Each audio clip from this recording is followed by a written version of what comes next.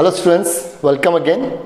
अभी तक हमने इनडेफिनेट इंटीग्रल में इंटीग्रेटिंग बाय पार्ट्स तक काम कर लिया था।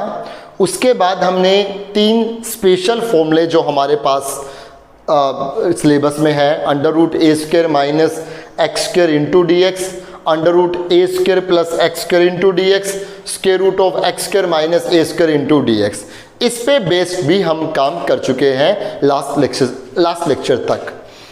आज का जो हमारा टॉपिक है उसमें कुछ स्पेशल टर्म्स आ रही हैं। उन स्पेशल टर्म्स को इंटीग्रेट हम कैसे करें, स्पेशल टर्म्स आप सब देख रहे होंगे, इस बोर्ड पे मैंने लिखी हुई है। D x upon a plus b cos x, d x upon a plus b sine x, d x upon a sine x plus b cos x plus सी।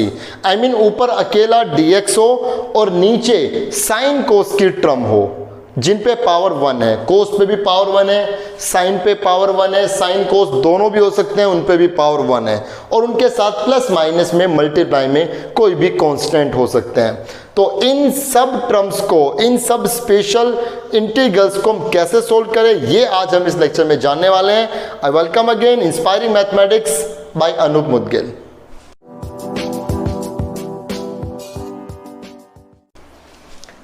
सबसे पहले इन सब को सोल्व करने के लिए ये आप इंश्योर कर ले कि ऊपर अकेला dx ही होना चाहिए। दूसरी बात, नीचे साइन और कोस के साथ कोई भी कांस्टेंट्स हो सकते हैं बीच में प्लस माइनस के साथ, इन पे पावर एग्जैक्ट 1 ही होनी चाहिए। इनको सोल्व करने के लिए 3 स्टेप्स में मैं आपको बताता हूं, वो 3 स्टेप्स आप अच्छे से नोट कर लें।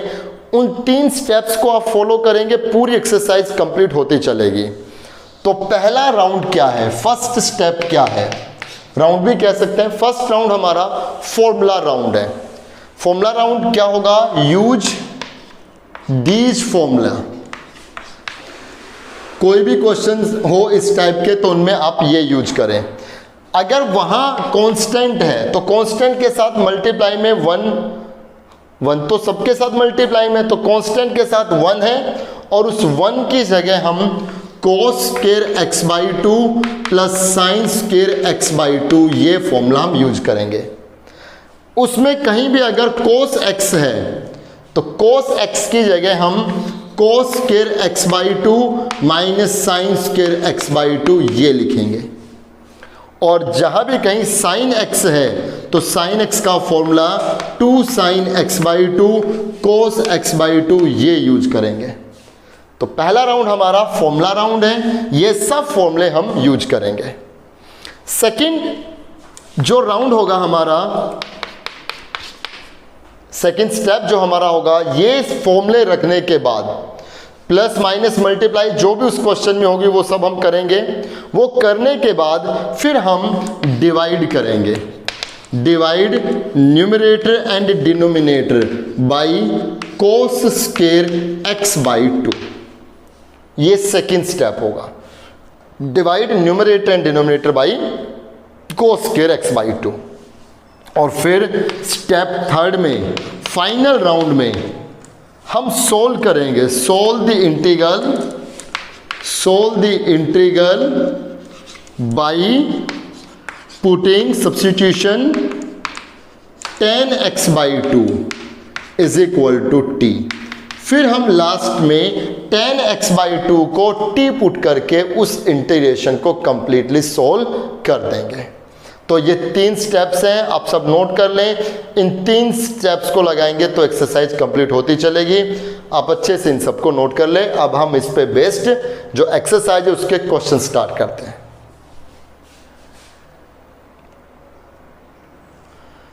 क्वेश्चन नंबर फर्स्ट में आप देखेंगे 4 पार्ट्स हैं, चारों एक जैसे पार्ट हैं। नंबर थर्ड पार्ट हमने ऐसे रैंडमली सेलेक्ट किया, dx upon 4 plus 5 sine x, इसको हम इंटीग्रेट करेंगे। तो ये आप स्पेशल टाइप देख रहे हो, dx upon a plus b sine x की टर्म है। तो सबसे पहले फर्स्ट राउंड क्या था, फॉर्मूला राउंड। आप फॉर्मूले लगाएं। क्या ऊपर अकेला dx है, बड़ी अच्छी बात है, ऊपर अकेला dx ही होना चाहिए था, dx के साथ कोई और टर्म मल्टीप्लाई में नहीं आनी चाहिए। सो dx अपॉन 4 कांस्टेंट है, मीन्स अकेला है, इस 4 के साथ साइन और कोस की टर्म नहीं है। तो जब इस 4 के साथ कुछ भी नहीं है तो अंडरस्टूड है कि मल्टीप्लाई में 1 है। 4 के साथ कांस्टेंट अकेला है तो उसके साथ मल्टीप्लाई में 1 कंसीडर करें और उस 1 की जगह हम लिखेंगे cos square x/2 plus sign square x/2। Formula round हम लगा रहे हैं। कांस्टेंट अकेला नहीं छोड़ना, कांस्टेंट अकेला अगर है उसके साथ मल्टीप्लाई में 1 है, 1 की जगह फॉर्मूला ये यूज किया। बीच में प्लस है तो प्लस का साइन, 5 साथ में रहेगा और यहाँ साइन x का फॉर्मूला, साइन x का फॉर्मूला बन गया 2 sign x/2 cos x/2, 2 sign x/2 cos x/2, ये हमने साइन x का फॉर्मूला लगाया। सो इंटीग्रेशन ऊपर हो गया dx, ऊपर हो गया dx और नीचे आएगा 4 cos square x/2 plus 4 sine square x/2 plus 10 sine x/2 cos x/2। जो भी प्लस माइनस होना था, मल्टीप्लाई होना था, वो सब हमने किया, राइट। तो स्टेप फर्स्ट हमारा कंप्लीट हुआ, फॉर्मूला राउंड हमारा कंप्लीट हुआ। अब हम सेकेंड स्टेप में हमने डिस्कस किया था divide numerator and denominator by cos square x/2। Second round apply करेंगे, न्यूमरेटर डिनोमिनेटर को cos स्क्वायर x/2 से डिवाइड करेंगे। सो इंटीग्रेशन, यहाँ dx के साथ मल्टीप्लाई में 1 है, 1 को जब हम cos स्क्वायर x/2 से डिवाइड करेंगे, क्योंकि न्यूमरेटर में तो 1 है, 1 बाई cos स्क्वायर x/2, ये आएगा secant square x/2 into dx divided by, जब हम इसके नीचे cos स्क्वायर लिखेंगे तो cos स्क्वायर से cos स्क्वायर कैंसिल, यहाँ आएगा 4, बीच में प्लस। इसके नीचे जब हम cos स्क्वायर लिखेंगे तो sine square upon cos square, ये आएगा tan स्क्वायर, तो ये हम लिख देंगे 4 tan स्क्वायर x/2, बीच में प्लस। इसके नीचे जब cos स्क्वायर आएगा, एक cos से cos कैंसिल, तो ये बन गया 10 साइन बाई cos, ये आएगा tan x/2, tan x/2। दो स्टेप्स हमने यहाँ पर क्लियर किए हैं। पहला हमने यहाँ फॉर्मूला राउंड लगाया, दूसरा हमने न्यूमरेटर डिनोमिनेटर को cos स्क्वायर x/2 से डिवाइड किया। अब जो फाइनल राउंड है, जो स्टेप थर्ड है, उसमें हम इसको सोल्व करेंगे tan x/2 को पुट करके, क्योंकि tan को जब हम पुट करेंगे तो tan का डेरिवेटिव सीकेंट स्क्वायर x/2 मिल जाएगा। So put tan x/2 is equal to t, इसका डिफरेंशिएशन सीकेंट स्क्वायर x/2, फिर एंगल x/2 का 1/2 into dx is equal to dt। ये 1/2 यहाँ आकर के ये 2 इंटू dt हो जाएगा। तो secant square x/2 into dx, ये 2 इंटू dt हो गया, 2 कांस्टेंट बाहर, ऊपर हो गया dt, नीचे आएगा 4t square plus 10t plus 4t square plus 10t plus 4। अब dt के नीचे एक कंप्लीट क्वाड्रेटिक इक्वेशन है, इसको कैसे सोल्व करें ये हमने पहले डिस्कस किया हुआ है, by making complete square. Constant t square के आगे पहले 1 बनाएंगे, इस पूरे से 4 बाहर निकाल दिया, 2/4, ऊपर हो गया dt, ये आ गया t स्क्वायर प्लस यहाँ आएगा 10/4, 10/4 को 5/2 लिखेंगे, t प्लस 4/4, ये हो गया 1। t स्क्वायर के जो कोफिशिएंट है वो 1 बना दिया हमने, ये कैंसिल, यहाँ 1/2 आ गया। सेकंड क्या था, जो t का कोफिशिएंट है, t का कोफिशिएंट कितना है 5/2, इसका हाफ करेंगे, हाफ करने का मतलब उसको 1/2 से मल्टीप्लाई करना, कितना आएगा 5/4, 5/4 का स्क्वायर प्लस करेंगे, 5/4 का स्क्वायर माइनस करेंगे। सो इंटीग्रेशन 1/2 बाहर, ऊपर हो गया dt और नीचे ये t स्क्वायर और ये t की टर्म और जो प्लस किया ये टर्म, ये तीनों मिलकर के t प्लस 5/4 का होल स्क्वायर बना रहे हैं। यहाँ रह गया 1 minus 25/16, this one is dt upon, यहाँ जब हम सोल्व करेंगे इसको तो ये रिजल्ट हो गया इंटीग्रेशन 1/2 ऊपर हो गया dt upon t plus 5/4 whole square, और ये बचेगा 16 माइनस 25 माइनस 9/16, माइनस 9/16 को हम 3/4 का स्क्वायर लिख सकते हैं। और अब हम यहाँ पे फॉर्मूला लगा दें, 1/2 फॉर्मूला बन गया dt upon dx upon x square minus a square, जो क्या रहेगा 1/2a, a कितना है 3/4 log x माइनस a, मतलब t plus 5/4 minus 3/4 upon x plus a and plus c। ये यहाँ कैंसिल 2, ये 2 से 2 भी कैंसिल। सो इंटीग्रेशन 1/3 बाहर, log मोड एलसीएम आएगा 4, यहाँ आएगा 4t प्लस 2, यहाँ आएगा 4t प्लस 8 प्लस c। और यहाँ जो log के अंदर जो टर्म्स हैं, इन दोनों से 2 कॉमन निकाल दें, यहाँ से भी यहाँ से भी। सो इंटीग्रेशन 1/3 log 2 कॉमन निकालेंगे तो 2t प्लस 1, यहाँ से 2 कॉमन 2t प्लस 4, यहाँ से जो 2 कॉमन आया, जो यहाँ से 2 कॉमन आया वो कैंसिल हो गया, रिजल्ट रह गया ये प्लस c। और अब t की वैल्यू रख दें, t की वैल्यू हमने t क्या पुट किया था 10x/2, तो 2 10x/2 plus 1 divided by 2 10x/2 plus 4 plus c, ये फाइनल रिजल्ट है। ठीक है, तो 3 स्टेप है, पहले वो फॉर्मूले लगाइए, फॉर्मूले लगाने के बाद न्यूमरेटर डिनोमिनेटर को cos स्क्वायर से डिवाइड कीजिए, cos स्क्वायर x/2 से, फिर 10x/2 को पुट करके सोल्व कीजिए। इन द एंड एक ऐसी टर्म बनेगी जो हम पहले डिस्कस कर चुके हैं, फिर उसी तरह आप उसको सोल्व कीजिए।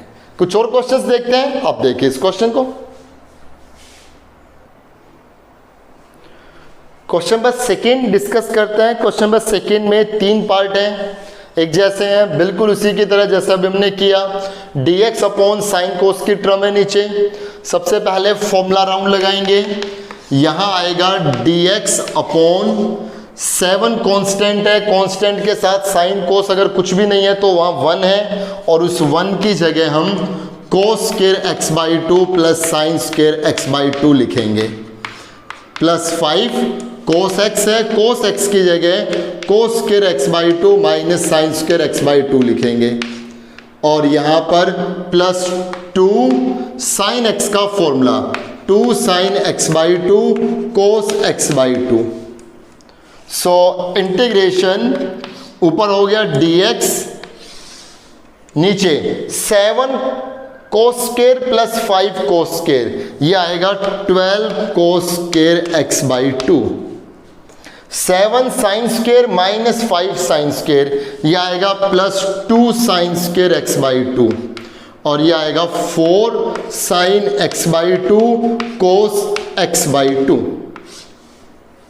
Now divide numerator and denominator by cos square x/2। So integration, यहाँ इसके आगे मल्टीप्लाई में कुछ भी नहीं है तो 1 है, 1 बाई कोस स्क्वायर, ये बन गया secant square x/2 into dx divided by, यहाँ आ गया 12, यहाँ आ गया 2 10 स्क्वायर x/2, यहाँ कोस स्क्वायर आएगा, एक कोस कैंसिल तो 4 10 x/2। थर्ड स्टेप, अब हम इसमें 10 x/2 को पुट करेंगे, put 10 x/2 is equal to t, right? Put 10 x/2 is equal to t, तो इसका डेरिवेटिव आ गया सीकेंट स्क्वायर x/2 का 1/2 into dx is equal to dt, ये 2 यहाँ आ गया, तो ऊपर बन गया ट्वाइस ऑफ dt, 2 कांस्टेंट बाहर, ऊपर हो गया dt, और नीचे आएगा 2t square plus 4t plus 12। और इसके बाद कैसे करेंगे ये सब आप जानते हैं, dt और नीचे एक कंप्लीट क्वाड्रेटिक इक्वेशन है, बहुत बार कर चुके हैं, इस पर बेस्ड एक्सरसाइज भी आप कर चुके हैं। कंप्लीटिंग द स्क्वायर कीजिए, फॉर्मूला लगाइए, लास्ट में t की जगह 10 x/2 रखिए, ठीक है, तो क्वेश्चन नंबर सेकंड के सभी पार्ट आप कर लीजिए। Question number third, fourth, fifth, ये तीनों क्वेश्चन एक जैसे हैं, उनको करते हैं। तब तक आप फर्स्ट और सेकंड के सारे पार्ट्स कर लें।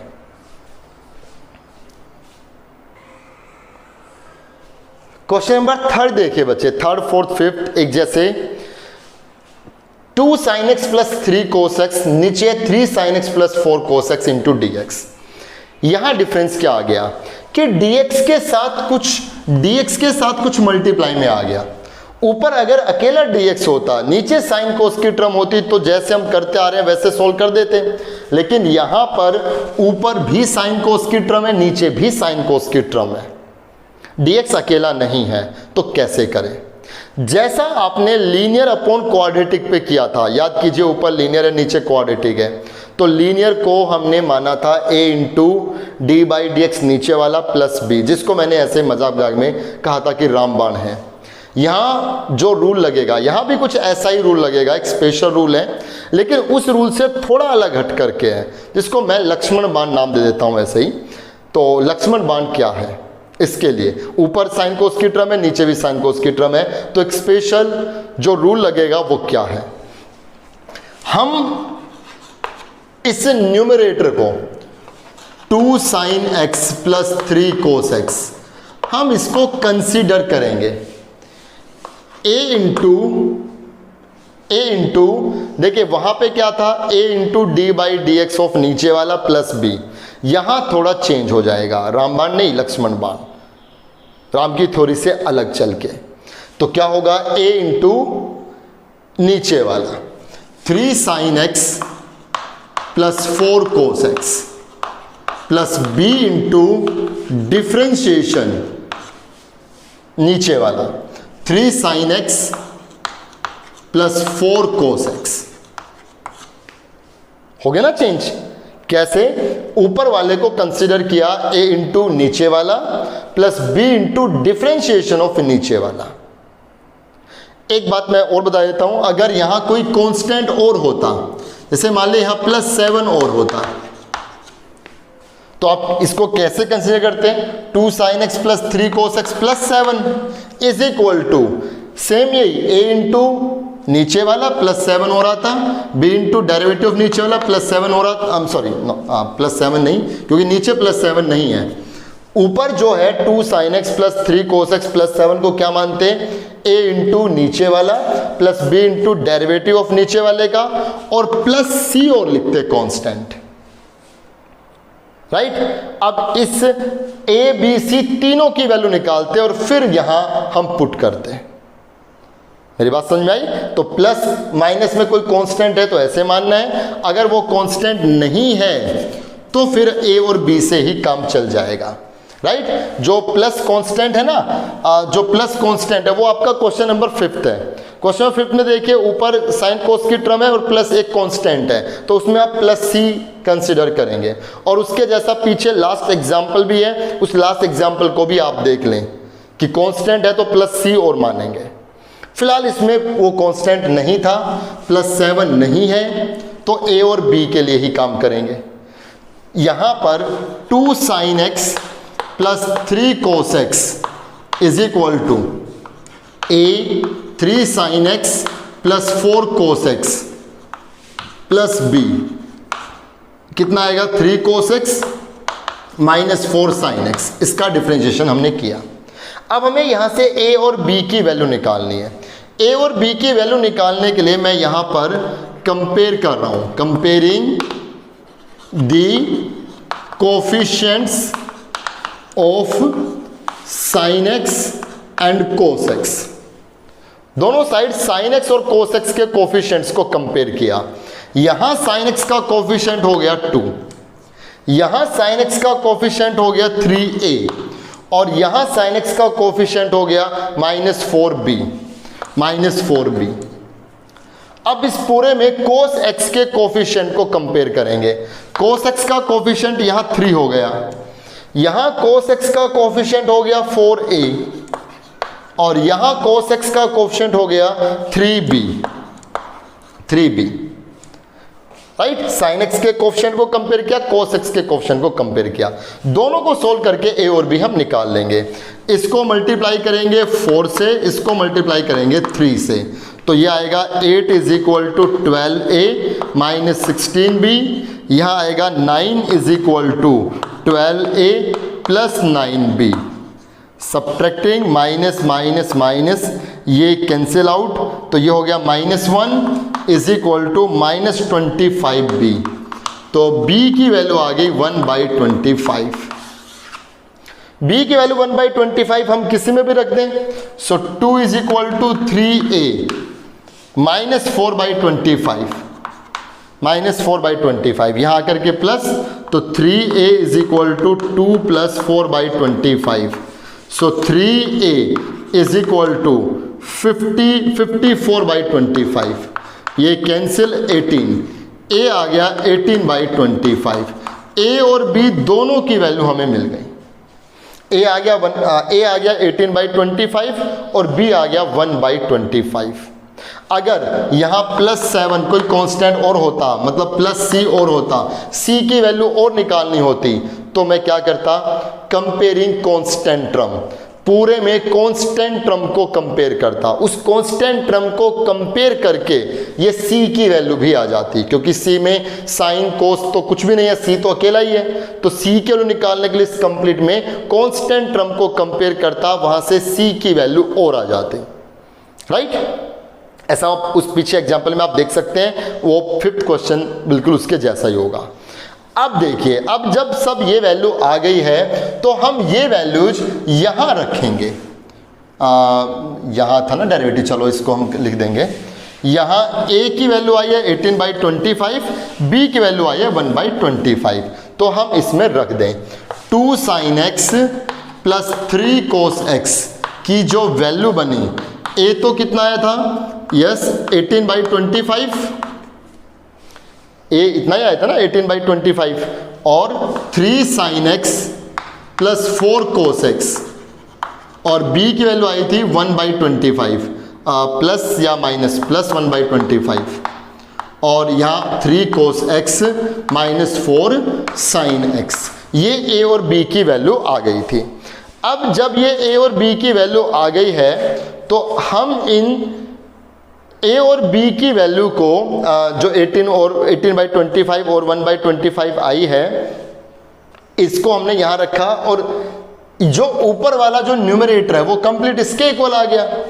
अब न्यूमरेटर की जगह, इस न्यूमरेटर की जगह कंप्लीट ये लिखा जाएगा 18/25 3 sin x plus 4 cos x plus 1/25 3 cos x minus 4 sin x, और इस कंप्लीट के नीचे कितना रहेगा 3 sin x plus 4 cos x, और ये अब इन दोनों के नीचे अलग अलग।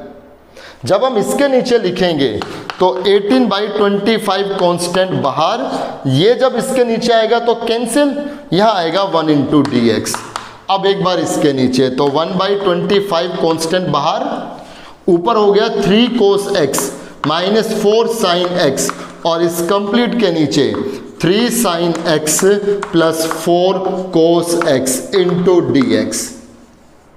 सो फाइनली इंटीग्रेशन अब हम कर दें, इसका जो इंटीग्रेशन बन गया वो कितना हो गया, यहाँ पर इंटीग्रेशन 18/25, 1 का इंटीग्रेशन हो गया x प्लस 1/25, इसमें नीचे वाले को पुट करेंगे, ऊपर वाला मिल जाएगा 3 साइन का हो गया कोस, 4 कोस का हो गया माइनस साइन, तो ये dt/t log t, ये आ जाएगा log नीचे वाला कितना 3 sin x plus 4 cos x plus c।